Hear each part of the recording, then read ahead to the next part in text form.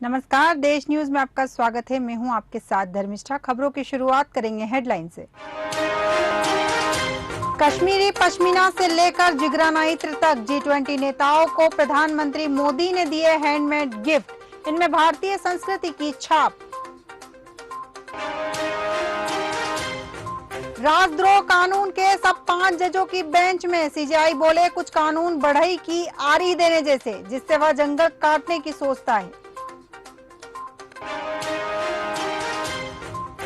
Supreme court वकील की हत्या, पति कोठी बेचकर लंदन भागने वाला था। बाथरूम में पत्नी की लाश, ड्राइंग रूम में बैठकर किया घर का सौदा।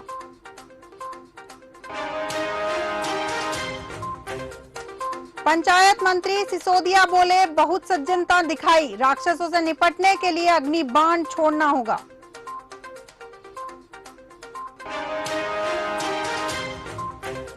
ट्रेलर की चपेट में आने से महिला की मौत, एक साथ कई वाहनों में जा घुसा ट्रेलर, हाईवे पर लगा 10 किलोमीटर लंबा जाम।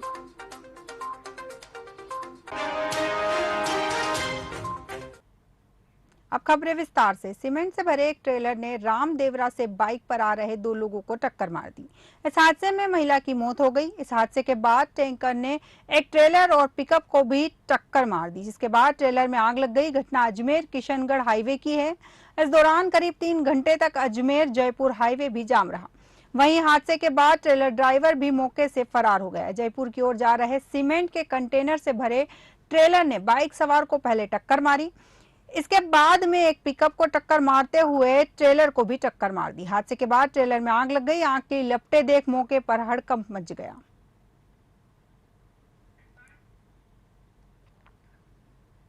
करीब 15 साल पहले जयपुर में हुए सीरियल बम ब्लास्ट के दौरान एक जिंदा बम मिलने के मामले में आज हाईकोर्ट ने आदेश दिए हैं। बम ब्लास्ट मामलों की विशेष अदालत ने एटीएस के दोनों प्रार्थना पत्र मंजूर किए, जबकि आरोपियों के प्रार्थना पत्र को खारिज कर दिया। एटीएस ने तत्कालीन एडीजी एके जैन और मीडियाकर्मी प्रसाद टंडन को बतौर गवाह बुलाने और सप्लीमेंट्री चार्जशीट को रिकॉर्ड पर लेने का प्रार्थना पत्र लगाया था। इसे कोर्ट ने मंजूर कर लिया है। वहीं आरोपियों की ओर से प्रार्थना पत्र पेश करके कहा गया था कि उन्हें सीरियल ब्लास्ट से जुड़े 8 मामलों में हाईकोर्ट बरी किया जा चुका है। उन्हीं तथ्यों व गवाहों के आधार पर उनके खिलाफ दूसरा मामला नहीं चलाया जा सकता। कोर्ट ने आरोपियों के प्रार्थना पत्र को खारिज कर दिया।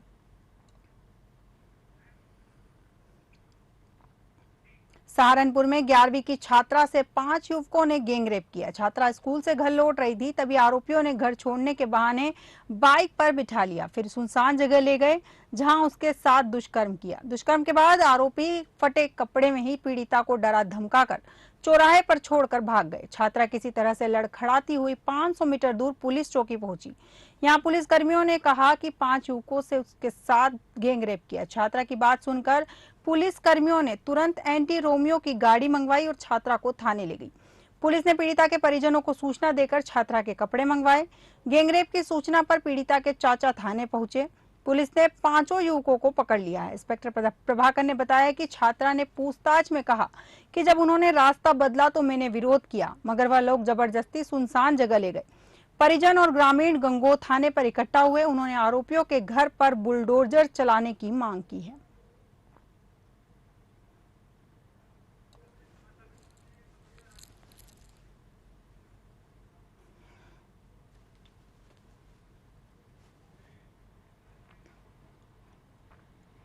जयपुर कमिश्नरेट की क्राइम ब्रांच ने हाउसिंग बोर्ड प्रोजेक्ट मैनेजर की ऑनलाइन एग्जाम में नकल गैंग का खुलासा किया है। करणी विहार इलाके से गैंग के 2 बदमाश को अरेस्ट कर पूछताछ की जा रही है। पुलिस ने आरोपियों के कब्जे से नकल में यूज आने वाले डिवाइस लगे 2 कंप्यूटर बरामद की है। पूछताछ में कई और अहम खुलासे होने की संभावना है। Police commissioner Biju Jat Joseph ने बताया कि मुखबिर से सूचना मिली थी। ऑनलाइन टेस्टिंग सेंटर पर 10 सितंबर को हाउसिंग बोर्ड प्रोजेक्ट मैनेजर की ऑनलाइन एग्जाम में चीटिंग की प्लानिंग है। क्राइम ब्रांच की टीम ने सूचना पर करणी विहार इलाके स्थित अग्रिमा ऑनलाइन टेस्टिंग सेंटर पर दबिश दी। चेकिंग के दौरान सेंटर पर एक्स्ट्रा डिवाइस लगे 2 कंप्यूटर मिले।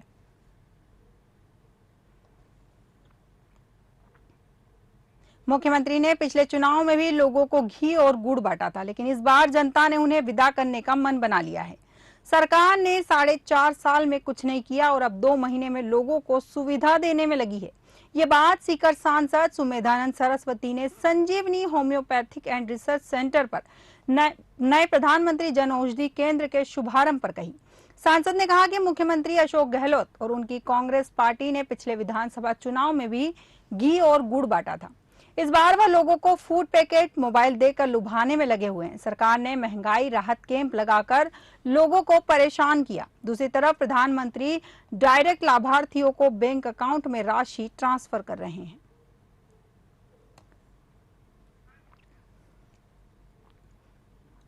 मिर्जापुर में एक्सिस बैंक के बाहर लूट की बड़ी वारदात सामने आई है। बता दें कि बाइक सवार बदमाशों ने दिन दहाड़े गार्ड को गोली मारकर हत्या कर दी और 22 लाख रुपए से भरा कैश का बक्सा लेकर फरार हो गए। वहीं बदमाशों की फायरिंग में 2 लोग भी घायल हुए। हत्या और लूटपाट की पूरी वारदात दोपहर करीब 12 बजे की है। सूचना के अनुसार बैंक के सामने लगे सीसीटीवी फुटेज में 4 बदमाश हेलमेट लगाए नजर आ रहे हैं। बदमाशों ने वारदात को उस समय अंजाम दिया जब एक्सिस बैंक की गाड़ी बैंक में कैश डिपॉजिट करने आई थी। सूचना मिलते ही पुलिस मौके पर पहुंच चुकी।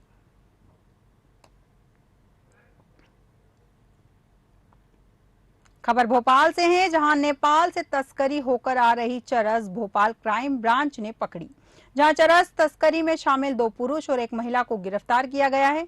बता दें कि पकड़े गए अवैध मादक पदार्थ करीब 9 किलोग्राम है, जिसकी कुल कीमत लगभग 1,80,00,000 रुपए आंकी गई है।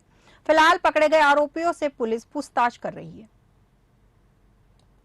क्राइम ब्रांच को सूचना मिली कि नेपाल के जो बॉर्डर से तस्करी होती है चरस की और बाकी एनडीपीएस की, उसके संबंध में एक सूचना मिली कि भोपाल के मोहम्मद ताहिर जो कि शाहजहानाबाद का रहने वाला है, वो स्मगल करके नेपाल के थ्रू आने वाली चरस को भोपाल में लाएगा। दरअसल जो व्यक्ति खरीदता है वो अपने पास चरस रख के लेके नहीं आता है, क्योंकि इन केस अगर पुलिस ने पकड़ा उसको तो उसके पास से बरामद ना हो। नॉर्मली क्या होता है कि ट्रेन में या यात्रा करते समय महिलाओं की चेकिंग पुलिस या कोई भी एजेंसी नहीं करती है यूजुअली, और शक भी नहीं होता लोगों को कि ये महिला के पास से मिलेगा, बरामद होगा। ये महिला बिहार की ही रहने वाली है। जो मुख्य तस्कर है जो नेपाल से भारत लेके आता है बिहार में, वही इस महिला को डिप्लॉय करता है कि जिसके साथ चरस बेची गई है उसके साथ जाएगी और उसको करीब 5 से 7 हजार रुपए मिलते हैं सप्लाई करने के लिए, और फिर वो सामान वापस सप्लाई करके वापस आ जाती है। पटना में मंगलवार को तेज रफ्तार हाईवा ने ऑटो में टक्कर मार दी। हादसे में ऑटो सवार 2 महिला की मौके पर ही मौत हो गई। वहीं 3 अन्य महिला और ऑटो ड्राइवर गंभीर रूप से घायल है। हादसा जिले के फतुहा थाना क्षेत्र के दौलतपुर मेट्रो स्टॉक यार्ड के समीप हुआ। घटना के बाद सभी घायल को इलाज के लिए पीएमसीएच में भर्ती कराया गया है, जहां उनकी स्थिति गंभीर बताई जा रही। पुलिस ने दोनों के शव को कब्जे में लेकर पोस्टमार्टम के लिए नालंदा मेडिकल कॉलेज भेज दिया है। वहीं दुर्घटना में 3 अन्य महिलाएं और ऑटो ड्राइवर भी गंभीर रूप से घायल हैं। घटना के बाद हाईवा ट्रक का ड्राइवर मौके से फरार होने में सफल हुआ।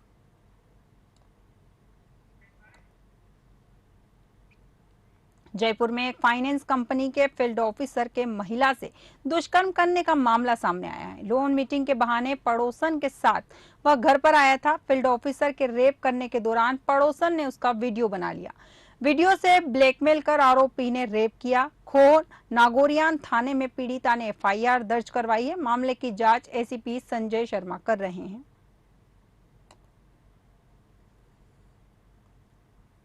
शाहजहानाबाद स्थित मुंशी हुसैन इलाके में एक छात्रा के जहर खाने का मामला सामने आया है। बताया जा रहा है कि छात्रा ने 8 सितंबर को कोई जहरीली चीज खाई थी, जिसके बाद 11 सितंबर को छात्रा की मौत हो गई। इस मामले में परिवार वालों का आरोप है कि उसका विवाद उसके प्रेमी सलमान, जो कि सीहोर में रहता है, उससे हुआ, जिसके बाद छात्रा ने जहर खा लिया। परिवार वालों का आरोप है कि युवक उसे देखने अस्पताल भी आया था, जहां उसने युवती को अपशब्द भी कहे।